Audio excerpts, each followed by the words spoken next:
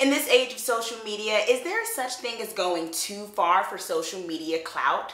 Well, we explore that next when I highlight the new horror film Followed on the Bloody Breakdown. Let's get creepy. Hashtag drop the mic. Followed is a horror film that basically takes a different spin when it comes to found footage. It's no longer found footage, more like vlog found footage, or is it like vlog uploaded footage? I mean, either way, it's footage that's supernatural, creepy, and there's some creepy stuff going on. A young man, Mike, who runs this horror blog, feel like this is kind of close to home, runs this horror blog where he's aiming to get 55,000 or so more subscribers than he already has by the end of Halloween. And in order for him to get this sponsorship deal that gives this, he has to spend 3 nights. He chooses to spend 3 nights in what is considered one of the most haunted hotels, particularly in Los Angeles. And from there, he has this crew of friends that goes with him. And from there, things get really creepy and intense. And it's all caught on film. I mean, this film was really interesting to me because of the fact that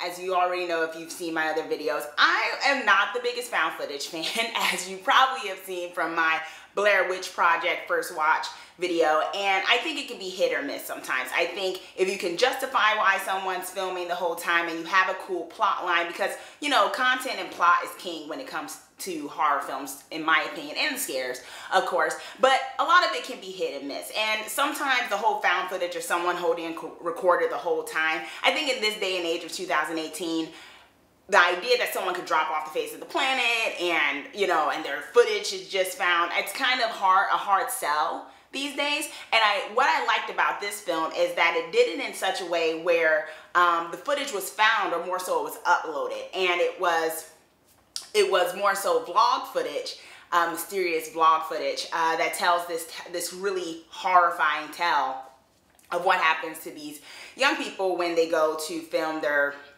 horror blog in this haunted hotel that has a lot of history to it.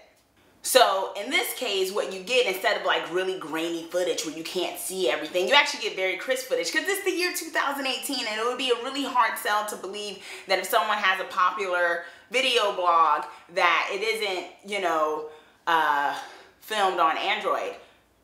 Don't hate me. Hashtag Team iPhone. So we've seen we've seen art, movie, film commentary on the question of the, you know, the pressure on people when it comes to social media, gaining social media clout and things of that nature. But I think what this film did was it infused kind of both of those things and added some layers to it with good characterization and things of that nature. So let's get to the pros and some of the highlights that I liked of this film. The characters. I really, I didn't love all the characters, but they all made sense to me. And that's what it's about, right? You can have a plot line and things of that nature, and usually with horror films, sometimes it's like you don't necessarily want to be invested in the characters. You don't want to care about the characters because, well, if it's a horror film, you're most likely going to watch a lot of these people die. So who wants to be like crying over every single death that you watch?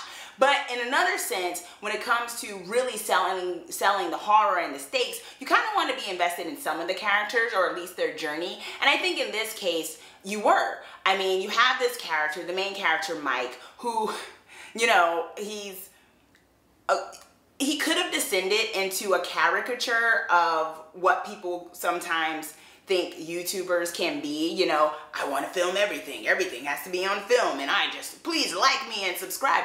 But and there were elements of that, but then there were other elements of, yeah, this is a human guy, of course, who basically has this love for this genre, for this this topic, and he made a big, you know, he's very popular when it comes to it, and he does get sucked into this idea of needing more, of wanting that money sponsorship and trying to make a living off of it, and the pressures of what's connected to that.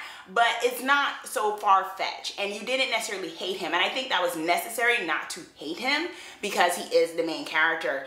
Because if it's found footage, it can't be completely supernatural and crazy and creepy from the very jump. It has to kind of build up, and you kind of have to get sucked into this world of believing these people are real. And it did a very good job of creating those relationships between them, which I thought was quality.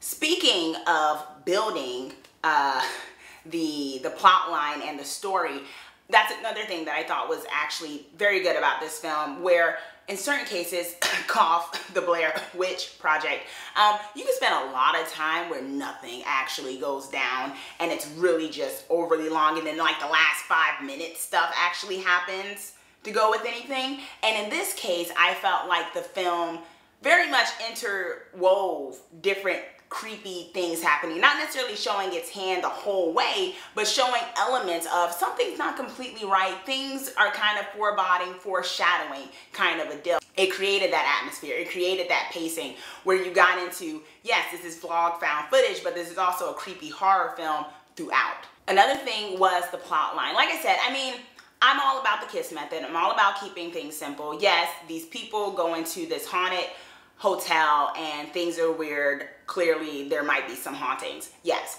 But I think within that, you can make it your own kind of spin. And I think the movie did a good job of that, of creating different stories of what might have happened in the different rooms, creating stories and background for the characters, the main characters and the supporting characters throughout.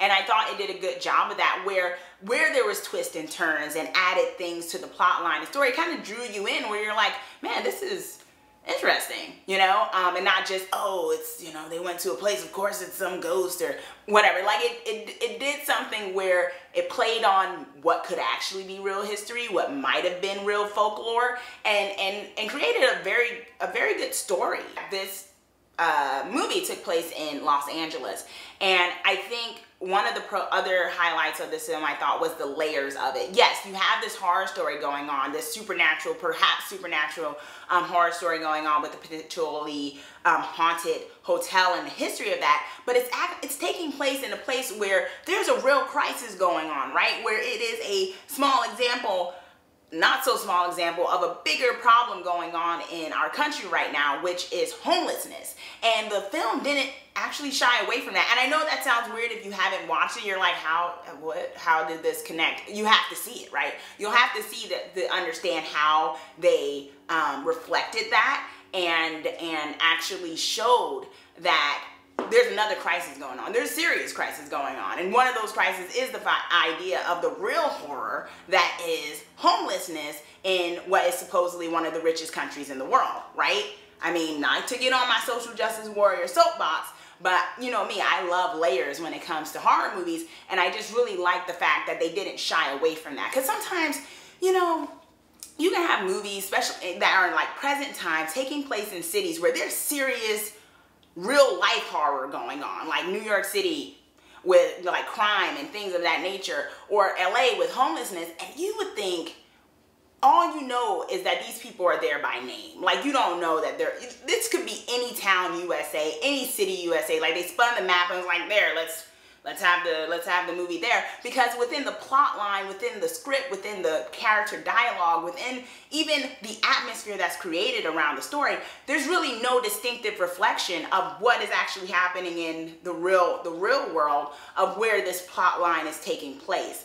And I mean, you don't need to bludgeon people over the head with it if it doesn't fit the plot line. But when you can, you know, when you can show people that this is a real city, it's not separate and apart in a vacuum of reality, I say kudos. I say thank you for doing that. That's awesome. But it really was actually a very balanced view of the pros of having, you know, going for a career in media, which, you know, when you do videoing and things of that nature, that's a career in media if you can make money from it and things of that nature.